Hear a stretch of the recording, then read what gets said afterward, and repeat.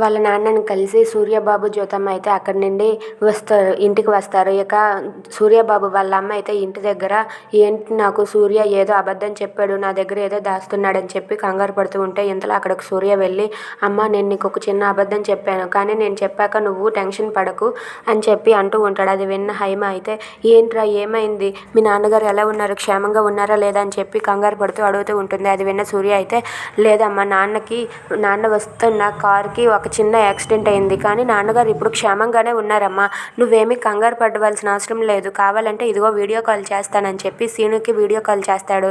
ఇక సీను అయితే sir video call చేశారు సారు అని చెప్పి అంటూ ఉంటాడు. నాన్నగారు ఒక్కసారి మీరు అమ్మతో మాట్లాడండి అని చెప్పి సూర్యబాబు అయితే వాళ్ళ అమ్మకి ఫోన్ ఇస్తాడు.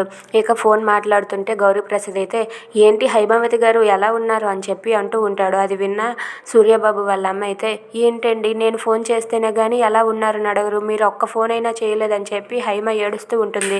అది విని గౌరీప్రసాద్ అయితే నాకేమీ కాలేదు, నేను క్షేమంగానే ఉన్నాను, నువ్వేమీ కంగారు పడకు అని చెప్పి అంటూ ఉంటాడు. ఇక సూర్యబాబు అయితే అమ్మ జరిగిందంతా నేను నీకు చెప్తాను, నువ్వేమీ కంగారు పడకు, నాన్నగారు క్షేమంగా ఉన్నారు కదా అని చెప్పి అంటూ ఉంటాడు. Thanks for watching friends, please subscribe our channel. Thank you.